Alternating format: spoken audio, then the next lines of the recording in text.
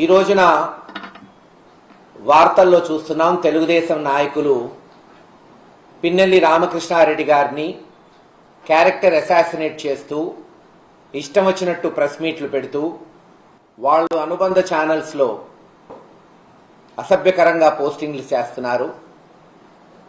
ఒక ఈవీఎం ఘటనని వాళ్ళు చూపెడుతూ పిన్నెల్లి రామకృష్ణారెడ్డి గారిని నిందితుడుగా చేర్చటం ఎంతవరకు సమంజసం?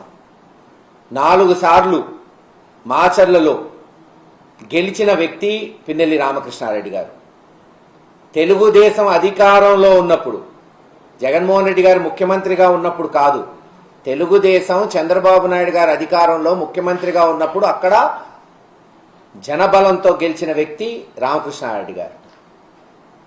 ఎటువంటి తప్పులు లేకుండా సక్రమంగా జరిగినప్పుడే ప్రజాబలంతో గెలిచాడు.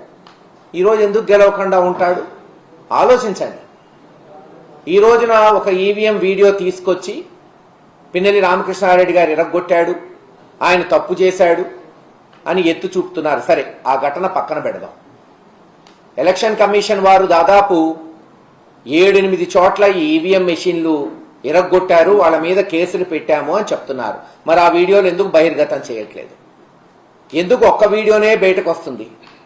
ఎందుకు తెలుగుదేశం ఇరగ్గొట్టిన వీడియోలు లేదు? అన్నీ ఏది అయితే కంప్లైంట్స్ వచ్చినాయో, ఇటు వైఎస్ఆర్సీపీ తరఫున కావచ్చు, అటు టీడీపీ తరఫున కావచ్చు, ఎందుకు ఆ వీడియోలు మీరు బహిర్గతం చెయ్యరు? అసలు వీడియో కెమెరాలు పెట్టింది ఎందుకు బూతుల్లో? ఏమన్నా తప్పులు జరిగితే తెలుసుకోవడానికి. ఆ తప్పులు జరిగినాయని గత 10 రోజుల నుంచి ఘోషిస్తున్నాం వైఎస్ఆర్సీపీ నాయకులు. ఉదాహరణకి పోనీ మాచర్ల నియోజకవర్గమే తీసుకుందాం.